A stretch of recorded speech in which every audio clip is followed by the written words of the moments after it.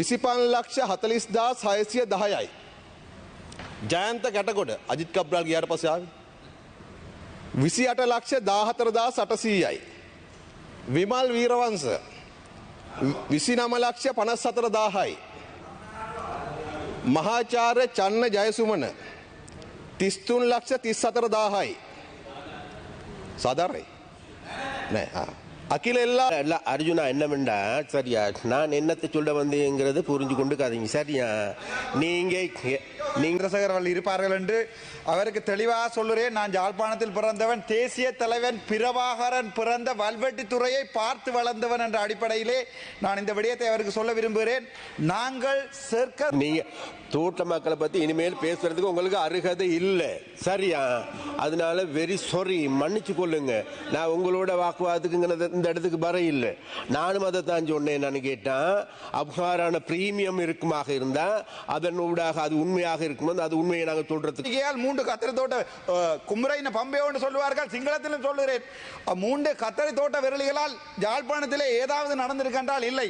நான் தெளிவாக ஒரு விடயத்தை சொல்ல விரும்புகிறேன். எங்களுடைய அமைச்சருக்கு வான்படை, நிலப்படை, கரும்புலிப்படை ඉතින් போய் ආහාය රාමලිංගම් චන්ද්‍රසේකර ඇමතුමා ඔබතුමාට විනාඩි 13ක කාලයක් ලැබෙනවා. கௌரவ பிரதேஷ் குழுக்களின் தவிசாளர் அவர்களே, நன்றி. முதலில் எனக்கு இந்த சந்தர்ப்பத்தை கொடுத்துவிட்டு விசேடமாக இன்றைக்கு நாங்கள் இந்த பாராளுமன்றத்தில் பேசப்படுகின்ற விடயம் மிகவும் முக்கியமானதொரு விடயமாகும். அது விசேடமாக எங்களுக்கு எல்லோருக்குமே தெரியும்.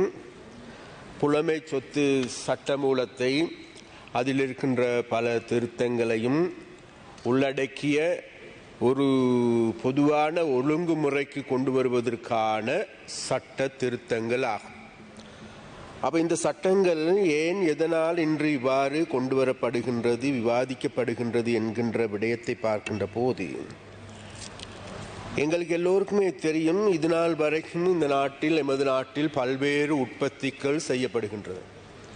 அது தேயிலையாக எடுத்துக்கொண்டாலும் சரி, தெங்கு எடுத்துக்கொண்டாலும் சரி, மாணிக்க கற்கள் எடுத்துக்கொண்டாலும் சரி, மரக்கறி எடுத்துக்கொண்டாலும் சரி, அதே போன்று பனை அபிவிருத்தி சம்பந்தப்பட்ட உற்பத்திகள் எடுத்துக்கொண்டாலும் சரி, இந்த உற்பத்திக்கெல்லாம் செய்கின்ற போதிலும் கூட தவிசாளர் அவர்களே, ஆனால் இவைகள் இன்னொரு நாட்டில் இதே விதத்தில் உற்பத்தி செய்யப்படுகின்ற பொழுது அதற்கான உரித்துரிமை எங்களுக்கு உரியதாக நிலைநாட்டி கொள்ள முடியாத நிலைமை இருக்கின்றது. அதில் விசேடமாக இன்னைக்கு எங்களுக்கு எல்லோருக்குமே தெரியும், சிலோன் டீ என்கின்ற நாமம் என்பது உண்மையிலே எங்களுக்கு உரிய நாமம் என நாங்கள் எல்லோருமே நம்பிக்கொண்டிருக்கின்றோம். ஆனால் அதற்கு சட்ட ரீதியான வலு இருக்கின்றதா அல்லது உலக ரீதியான சந்தையில் அதற்கான வலு இருக்கின்றதா என்று தேடி பார்க்கின்ற பொழுது இல்லை. அப்போ அதனால் வேண்டி எங்களால் உற்பத்தி பண்ணப்படுகின்ற பொருட்கள் அல்லது அந்த உற்பத்திகளுக்கான உரிமையை எங்களுடையதாக மாற்றிக்கொள்ளுகின்ற சட்ட திருத்தமே இன்றைக்கு நாங்கள் இந்த பாராளுமன்றத்தில் விவாதிக்கப்படுகின்ற விடயமாகும். அப்போ இந்த விடயத்தின் பொழுது நான் ஒரு விடயத்தை மாத்திரம் இந்த இடத்தில் சுட்டி காட்ட வேண்டும். என்னவென்றால் எங்களுக்கு எல்லோருக்குமே தெரியும், இன்றைக்கு நாங்கள் இவ்வாறான புலமை சொத்து உடைமை சம்பந்தமாக எடுத்துக்கொண்டாலும் சரி அல்லது ஏனைய உற்பத்திகளை எடுத்துக்கொண்டாலும் சரி, எல்லோருமே பேசுகின்ற விடயங்கள் ஒரு சில விடயங்களுக்கு மாத்திரம், ஒரு சில பொருட்களுக்கு மாத்திரம் வரையறுக்கப்பட்ட ஒன்றாகவே இருக்கின்றது என்பது எங்களுக்கு எல்லாருக்கும் தெரியும். அதே நேரத்தில் நாங்கள் யாருமே பேசாத அல்லது இந்த பாராளுமன்றத்திலும் கூடுதலாக விவாதிக்கப்படாத ஒரு விடயம் இருக்கின்றது. அதான் வடக்கில் இன்றைக்கு, வடக்கில் மாத்திரமல்ல வடகிழக்கில் நாடு தழுவிய ரீதியாக 11 மாவட்டங்களில் இருக்கின்ற பனை பொருள் அல்லது பனை மரங்கள் இன்றைக்கு எங்களுக்கு எடுத்துக்கொண்டால் ஒரு மரம் 2 மரங்கள் அல்ல, இன்னைக்கு 15 மில்லியன் மரங்கள் இன்றைக்கு எங்களுக்கு இந்த பனை மரங்கள் இருக்கின்றது. அப்போ இந்த பனை உற்பத்திகளை எடுத்துக்கொண்டால் 800க்கு அதிகமான உற்பத்திகளை இன்றைக்கு இந்த பனையின் மூலமாக எங்களுக்கு செய்யப்படுகின்றது. அவைகள் விநியோகிக்கப்படுகின்றது, விற்கவும் படுகின்றது. அவைகள் உண்மையிலேயே எங்களுடைய நாட்டுக்கு பெரியதொரு பெருமையை தேடித்தரக்கூடிய விடயமும் கூட. அது மாத்திரமல்ல, இப்போது இந்த பனை சம்பந்தமான விடயங்களை பற்றி பேசுகின்ற போது அப்போ அதற்குரிய அமைச்சர் அவர்களும் சமந்த வித்யாரத்ன அவர்களும் கூட இருக்கின்றார்கள். இந்த சமந்த வித்யாரத்ன அவர்கள் இந்த பனை அதாவது பெருந்தோட்டத்துறையை பொறுப்பேற்றதன் பிறகு அவர் தேயிலையை கவனத்தில் எடுப்பது போன்று இந்த பனை அபிவிருத்தி சம்பந்தமான விடயத்தின் கூடுதலான கவனத்தில் எடுத்திருக்கின்றார். அந்த கவனத்தில் எடுத்தது மாத்திரமல்ல, இந்த பனை சம்பந்தமான விடயங்களை மேலும் மெருகூட்டுகின்ற அல்லது இது சம்பந்தமாக கடந்த 30 வருடங்களுக்கு மேலாக இந்த துறை முற்றாக நாசம் செய்யப்பட்டிருக்கின்றது. பனை மரங்கள் இன்றைக்கு தாங்களுக்கு வேண்டியவாறு தரித்து வெட்டி வீசப்படுகின்ற ஒரு நிலைமை காணக்கூடியதாக இருக்கின்றது. அதே போன்று இதற்கு சொந்தமான உடைமைகள் அனைத்தும் இன்றைக்கு விற்கப்பட்டிருக்கின்றது. அப்போ இதற்கு சொந்தமான நிலங்கள் எல்லாம் இன்னைக்கு நாசம் செய்யப்பட்டிருக்கின்றது. அப்போ இவ்வாறான ஒரு நிலைமையில் தான் இன்றைக்கு இந்த பனை அபிவிருத்திக்கு உண்மையிலேயே புதிய ஒரு புத்தெழுச்சியை பெற்றுக் கொடுக்கின்ற வேலை திட்டத்தை இன்றைக்கு எங்களுடைய அரசாங்கம் ஆரம்பித்தது.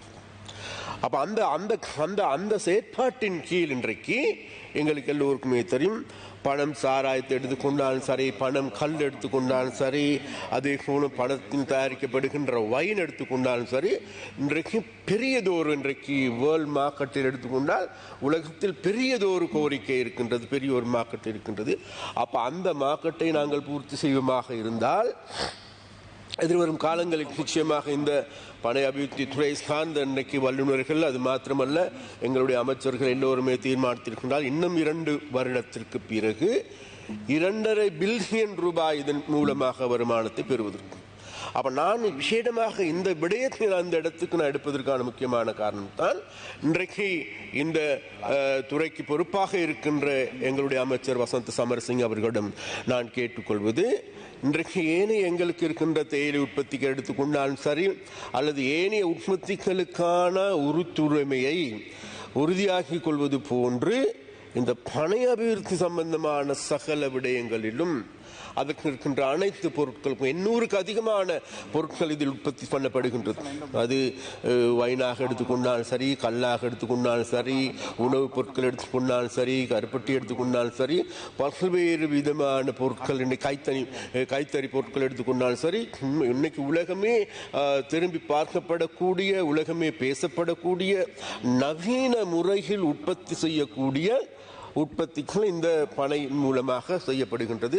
அதனால் நாங்கள் இன்றைக்கு விசேடமாக இந்த சட்டத்தின் மூலமாக நாங்கள் எதிர்பார்ப்பது என்னவென்றால் வேறு எதுவுமல்ல, நாங்கள் மற்றவைகளுக்கு இவைகளை உறுதிப்படுத்துவது கொள்வது போன்று எங்களுடைய பனை அபிவிருத்திக்கும் அல்லது பனை பொருட்களுக்கும் இதற்கான உத்தரவாதத்தை, உறுதிமொழியை அல்லது புலமைச் சான்றிதழை பெற்றுக்கொள்வதற்கு ஏதுவான நடவடிக்கை எடுக்கப்பட வேண்டும் என்கின்ற செயற்பாட்டை நாங்கள் முன்னெடுக்கின்றோம்.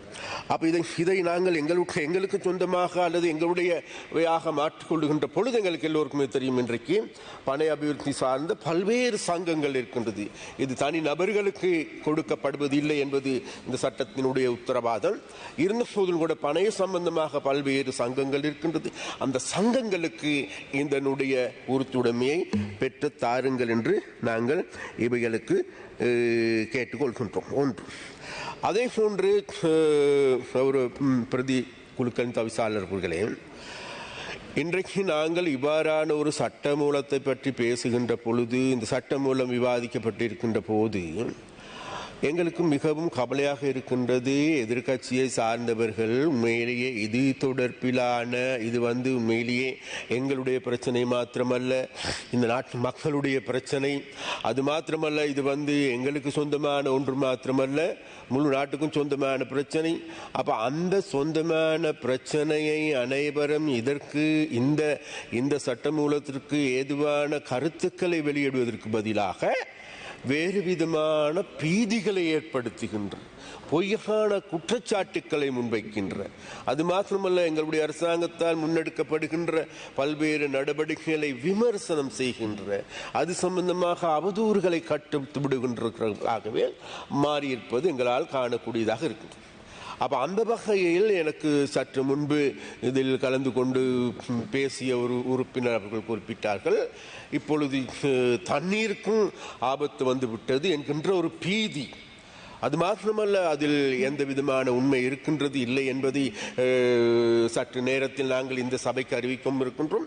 இந்த சவாலான வீதிகளை ஏற்படுத்துவதன் ஊடாக எதிர்பார்ப்பது என்னவென்றால் வேறு எதுவுமல்ல, கடந்த 76 வருடங்களாக இந்த நாட்டை நாசமாக்கிய, எங்களுடைய பொருளாதாரத்தை பூண்டோடு அழித்த, அது மாத்திரமல்ல இந்த எங்களுடைய சொத்துக்கள் அனைத்தும் தாங்களுடைய சொத்துக்களை நினைத்து தாங்களுடைய பாட்டன் பூட்டன் அப்பன் மாமன் மச்சான் எல்லாவற்றுக்கும் பகிர்ந்து கொண்ட, அதன் மூலமாக கோடீஸ்வர குபேரர்களாக மாறிய நபர்கள்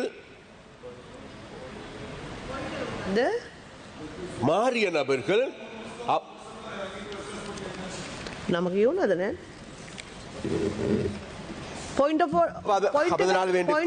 சபாநாயகர் பிரதேஷ் குலுக்கன் தவிசாளர் அவர்களே, அப்ப அதனால் வேண்டி சபாநாயகர் அவர்களே, அப்ப நாங்கள் சொல்ல வந்து என்னவென்றால் வேறு எதுமல்ல, அப்ப அவ்வாறான குற்றச்சாட்டுக்களை முன்வைப்பதற்கும் அது தொடர்பிலான பிரச்சனைகள். The former minister of water supply, I have to clarify something the honorable minister had spoken about. கௌரவ அமைச்சர் அவர்களே, நான் ஒரே ஒரு விஷயம் இந்த இடத்துல உங்கள்கிட்ட எடுத்து சொல்லலான்னு இருக்கேன். முழு மரியாதையோடு தான் நான் இதை சொல்லலான்னு இருக்கேன். கௌரவ டிவி சாணக் அவர்கள் ஆதாரபூர்வமாக நிரூபிச்சாரு. ஒரு ரிப்போர்ட் பிரகாரம் குரோமியம் 10 mgல இருக்க வேண்டியது 14 mgல இருக்குன்னு. அதுக்கு கௌரவ அமைச்சர் வசந்த சமரசிங்க அவர்கள் நான் இன்னும் கொஞ்சம் நாட்கள்ல ஒரு நிமிஷம் நான் பேசி முடிச்சிடறேன். கௌரவ அமைச்சர் வசந்த சமரசிங்க அவர்கள் சொல்லியிருந்தாரு, நான் திருப்பி அதுக்கு பதில் சொல்றேன். அதை நாங்க ஏத்துக்கிறோம். நீங்க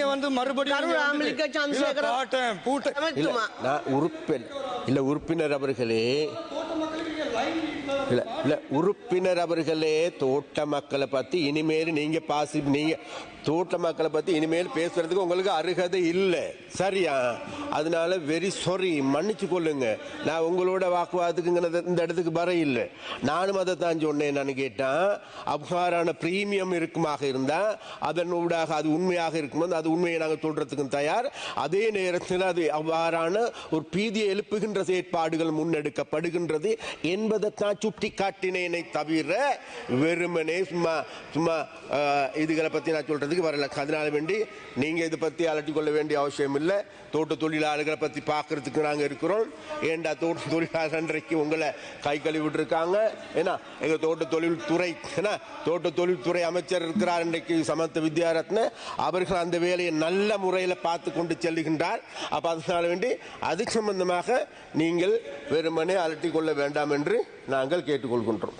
அதே நேரத்தில் கௌரவ பிரதிகுலுக்கன் தவிசாளர் அவர்களே, இறுதியாக நான்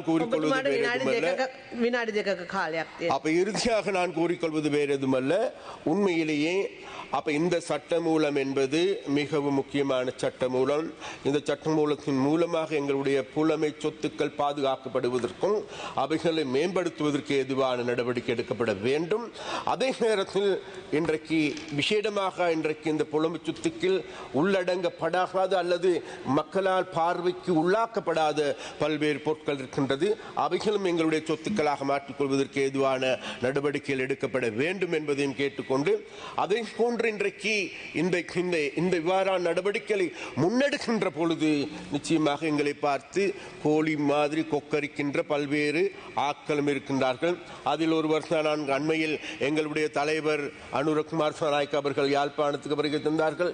யாழ்ப்பாணத்தில் இருக்கின்ற மக்கள், வல்வெட்டித்துறையில் இருக்கின்ற மக்கள் மிகவும் அன்பாக வரவேற்றார்கள். வரவேற்று அவர்களோடு உரையாடினார்கள், கருத்துக்களை பரிமாறிக்கொண்டார்கள். கருத்துக்களை பரிமாறிக்கொள்ளுகின்ற போது கருத்துக்கு சொல்லுங்க பாப்போம்.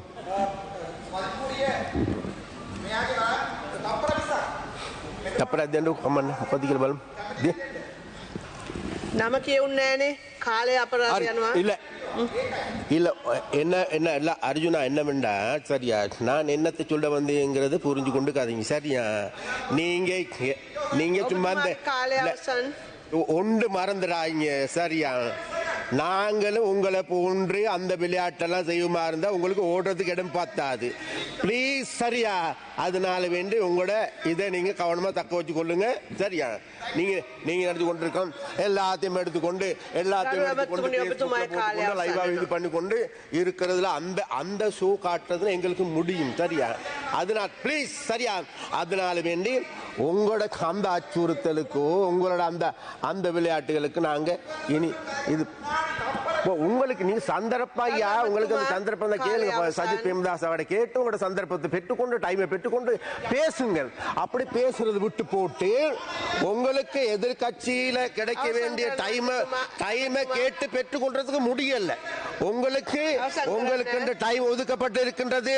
உங்களுக்கு எதிர்கட்சி ඔබතුමාට වෙලාව ගරු නියෝජකාරක සභා සභාපතිතුමියනි, නලින් බණ්ඩාර මන්ත්‍රීතුමාට උත්තරයක් දීගෙන යන්නම්.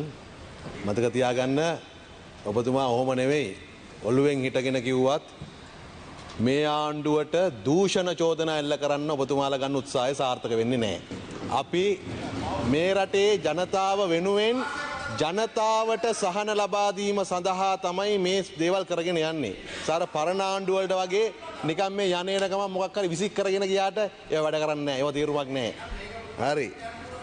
ඊළඟට දැන් මේ බුද්ධිමය දේපල ගැන කතා කරන වෙලාවේ ගරු නියෝජකාරක සභා සභාපතිතුමියනි, අපි ඇත්තටම අපේ මන්ත්‍රීවරු ගණනාවක් කොහොමද අපේ නිෂ්පාදනවල අපේ බ්‍රෑන්ඩ් එක කොහොමද ලෝකෙට අරගෙන යන්නේ කියන එක ගැන අදහස් පළ කරා.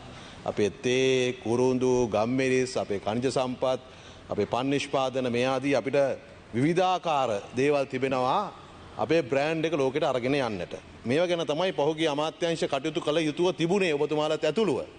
නමුත් අවසනාවකට අපිට පේනවා එහෙමඩ වැඩ කටයුතු සිද්ධ වෙලා නැහැ කියලා. හැන්ද අතේ තියාගෙන හිටපු අය Tamanට බෙදාගෙන තිබෙනවා. ඒක මේ රටේ සාමාන්‍ය ජනතාවට සහන දෙන්න පාවිච්චි කරලා නැහැ. මීට කලින් අවස්ථාවකත් අපි මේ පාර්ලිමේන්තුවේ එළිදරව් කළා කොහොමද දේශපාලන බලය පාවිච්චි කරලා බාර් පර්මිට් එක පහුගිය කාලේ බෙදාගෙන තියෙන්නේ කියලා. දැන් කලබල වෙන්න එපා. සමහරු නැගිටලත් ප්‍රශ්න ආවා කෝකෝ ඒගොල්ලන්ගේ නම් නැහැනේ කියලා. තව ටික දවසක් යනකොට ඒ අර දාලා තියෙන නම පිටිපස්සේ තියෙන දේශපාලඥයාගේ නම එළිදරව් කරන්නම්. මොකද අපි දන්නවා කොහොමත් ඔබතුමාලාගේ නමින් ඒක ගන්න නැහැ කියලා. සමහරට රියදුරගේ නමකට, සමහරට පියන් කෙනෙක්ගේ නමකට, සමහරට ඥාති කෙනෙක් නමකට තමයි අරන් තියෙන්නේ. දැන් ඒ ටික අපි හොයාගෙන යනවා. ඒ ටික දෙන්නම්. දැන් හරිද? ඊළඟට ඒක දැම්ම ඔය හොයාගන්න. ඊළඟට අපි ඉදිරිපත් කරා ජනාධිපති අරමුදලෙන් කොහොමද අරගෙන තියෙන්නේ කියලා. සාමාන්‍ය කෙනෙකුට Tamanට හර්ෂත්කමක් කරගත්තට පස්සේ, පිළිකා රෝගයට ප්‍රතිකාර කරගත්තට පස්සේ රුපියල් ලක්ෂ 2ක් ගන්න ඒ සාමාන්‍ය පුද්ගලෙක් කොච්චර නැහෙන්න ඕනද, කොච්චර වාරයක් කොළඹෙන්න ඕනද? හැබැයි ලක්ෂ 5 10 ඉඳලා ලක්ෂ 400 දක්වා ඔබතුමාලා කොහොමද ඒව අරගෙන තියෙන්නේ, මොන කැටගරි එකෙන්ද අරගෙන තියෙන්නේ කියන එක අපි එළිදරව් කරා. ඔන්න එක අවස්ථාවක්. ධම්ම මේ කියන්න යන්නේ කරු නියෝජ්‍යකාරක සභා සභාපතිතුමියනි, පහුගිය 2021 අවුරුද්දේ මේ දේපල හානි වුණාය කියලා ඒ වෙලාවේදී දේශපාලඥයන් විසින් කොහොමද මේ රජයෙන් වන්දි අරගෙන තියෙන්නේ කියන එක. Tamanට වෙච්ච හානිය අපි ඒ දවස්වල මාධ්‍යවල දැක්කා. සමහර ප්‍රාදේශීය ලේකම්වරුන්ට, දිස්ත්‍රික් ලේකම්වරුන්ට බලපෑම් කරලා තියෙනවා වන්දි වැඩියෙන් තක්සේරු කරන්න කියලා. මොකද සාමාන්‍යයෙන් අපේ රටේ ඔය ස්වභාවික ආපදාවක් වුණත් පූර්ණ හානියක් වුණාම දේපලවලට දෙන්න පුළුවන් උපරිම ලක්ෂ 25යි. උපරිම ලක්ෂ 25යි. ඒක සාමාන්‍යයෙන් ලැබෙන්නේ නැහැ. හැබැයි මෙන්න බලන්න, ඒ දේපල හානිය පාවිච්චි කරලා බලය අතේ තියෙන අය, හැන්ද අතේ තියෙන අය කොහොමද මේ වන්දි අරගෙන තියෙන්නේ කියලා මම නමෙන් නම කියවන්නම්. කපිල නුවන් අතුකෝරල රුපියල් 5,04,000යි. විමල වීර දිසානායක රුපියල් 5,50,000යි. ගීතා කුමාරසිංහ රුපියල් 9,72,000යි. ජනක තිස්සකුට්ටි ආරච්චි 11,43,000යි. පොඩි නේද? ගුණපාල රත්නසේකර ඔන්න 14,12,780යි. කුරුණෑගල. ප්‍රේමනාත්සී දොළවත්ත ලක්ෂ 23යි. ප්‍රියංකර ජයරත්න 23,48,000යි. සම්පත් අතුකෝරල 25,40,610යි. ජයන්ත කැටගොඩ අජිත් කබ්‍රාල් ගියාට පස්සේ ආවේ 28,14,800යි. විමල් වීරවංශ 29,54,000යි. මහාචාර්ය චන්න ජයසුමන 33,34,000යි. සාධාරණයි නෑ. අකිල එල්ලාවල 35,54,250යි. චමල් රාජපක්ෂ 65,39,374යි. චන්දිම වීරක්කොඩි 69,48,800යි. අශෝක ප්‍රියන්ත අනේ යාළුවා වගේ රුපියල් 72,95,000යි. 72,95,000යි අශෝක ප්‍රියන්තගේ දේපල හානි සඳහා ගත්ත වන්දිය. ඔයගොල්ලෝ දන්නවනේ කොහොමද පාර්ලිමේන්තුවේ හිටියේ කියලා? හරි. සමන්ප්‍රිය හේරත් 1,105.2යි. මෙයාගේ යාළුවෝ. ජනක බණ්ඩාර තෙන්නකෝන් 1,105.5යි. රෝහිත අබේගුණවර්ධන 1,116.4යි. ක්ලාස් 9. විශේෂඥ වෛද්‍ය සීතා අරඹපොළ 1,137.8යි. සහන් ප්‍රදීප් 1,171.3යි. ශෙහාන් සේමසිංහ 1,185.1යි. ශෙහාන් සේමසිංහ 1,185.1යි. ඉන්දික අනුරුද්ධ 1,195.5යි. 195.5යි ඉන්දික අනුරුද්ධ. තව ප්‍රශ්න අහනවා නම් චංචල දේපල වලට දීපු චෙක් එක නිශ්චල දේපල දීපු චෙක් එක ඔක්කොම ගත්ත දිනයත් එක්ක ඉදිරිපත් කරන්න පුළුවන්. හරි. මිලාන් ජයතිලක 223යි. දොස්තර රමේෂ් පතිරණ 281යි. දුමින්ද දිසානායක 288යි. කනක හේරත් 292යි. ඩීබී හේරත් 321යි. එච්චර ගියක් තිබ්බද? ප්‍රසන්න රණවීර 327යි. WD වීරසිංහ අම්පාරේ 372යි. ශාන්ත බණ්ඩාර කොච්චරද ගියක් තිබ්බද කි? 391යි. SM චන්ද්‍රසේන 438යි. සනත් නිශාන්ත 427යි. සිරිපාල ගම්ලත් 509යි. මේ ගෙවල් වලට ගත්ත වන්දිය 509යි. අරුන්දික බනාන්දු 552යි. සුමිත් උඩුකුඹුර දන්නවනේ? ඔව් දන්නවා. 559යි. 559යි. ප්‍රසන්න රණතුංග මේක ප්‍රසන්න රණතුංග 561යි. කෝකිලා ගුණවර්ධන 587යි. මොහාන් පීත සිල්වා 601යි. නිමල් ලංසා 692යි. නිමල් ලංසා 692යි. රෙදි ඉල්ලේ.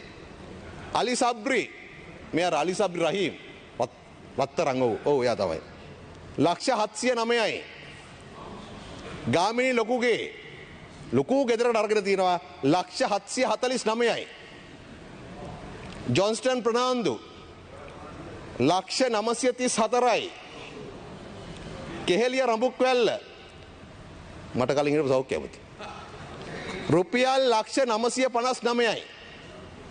ඔන්න ගරු නියෝජ්‍යකාරක සභා සභාපතිතුමියනි පහුගිය අරගල සමයේ තමන්ගේ දේපළවලට හානි සිදු වුණාය කියලා රජයෙන් ගත්ත වන්දි. රජයෙන් ගත්ත වන්දි මේ කෙහෙලි රඹුක්වැල්ල 959 මේ 43 දෙනා විතරක් අරගෙන තිනවා 122 කෝටි 41 ලක්ෂ 34,737ක් කෝටි 122.41යි. ඉතින් මෙන්න මෙහෙම තමයි බලය පාවිච්චි කරලා මේ අය මේ වන්දි මුදල් ලබාගත් ආකාරය. ගොවියෙකුට වගාවන් හානියක් වුණොත් ගම් වතුරට ගේ අහුවෙලා කෑල්ලක් කැඩලා ගියොත් වන්දියක් ගන්න කොච්චර අමාරුද ප්‍රාදේශීය ලේකම් කාර්යාලයකින් දිස්ත්‍රික් ලේකම් කාර්යාලයකින්. නමුත් මේ අය රජ නිලධාරීන්ටත් බලපෑම් කරලා මේ ගත්ත වන්දි ප්‍රමාණය නිසා ගරු මන්ත්‍රීතුමියනි මේක තමයි අපේ රටේ තිබුණු දේශපාලනය. මේවා තමයි අපි හරවගෙන යන්නේ. මේගොල්ලෝ දැන් මේ පාර්ලිමේන්තුවේ කාමර පාවිච්චි කරලා එකට එකතු වෙලා සන්ධානගත වෙන්න යන්නේ මේ කට්ටියත් එක්ක. දැන් මේ එකතු වෙලා කතා කරන්නේ එකතුවෙම කියලා. හරිද? ඒවා කරන්නේ මේ වන්දි බෙදාගත්ත කට්ටියත් එක්කයි. ඉතින් ඔතන ඉන්නවා ජනාධිපති අරමුදලෙන් අර විදියට සදාචාරම් නොවන හැටි ගත්ත කට්ටිය. එතන ඉන්නවා බාර් පර්මිට් ගත්ත කට්ටිය. එතන ඉන්නවා මේ විදියට වන්දි ගත්ත කට්ටිය. ඒ ඔක්කොම එකතු වෙලා දැන් මේ මොකද කරන්න හදන්නේ? මේව එලිදරව් කරන ආණ්ඩුවට විරුද්ධව වැඩ කරන්න. ඒකනේ එකතු වෙන්නේ. මොකද මේකට සපෝට් කරන්නේ නෙමෙයි. කියනවා ඉන්න.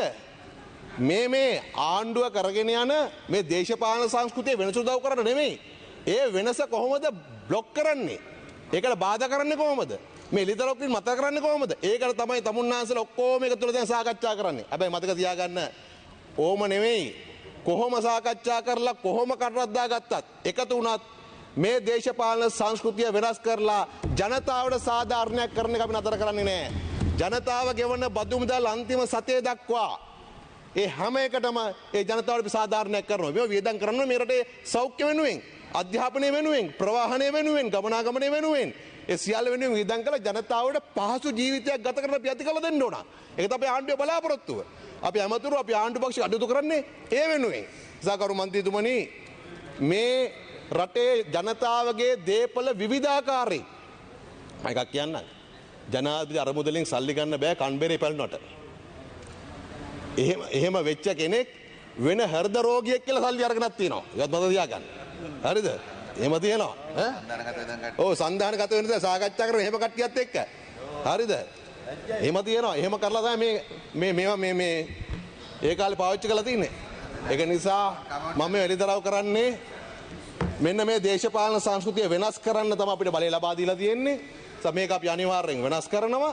ඒ වෙනස් කරන්න බාධා කරන තමුන්නාන්සලා මොන දේවල් කරත් අපි ඒ ගමන් නවත්තන්නේ නැහැ කියලා කියමින් මම නතර. ගරු වෛද්‍ය අර්චනා ராமநாதன் ගරු මන්ත්‍රීතුමා විනාඩි 2 කාලයක් ඔබතුමාට.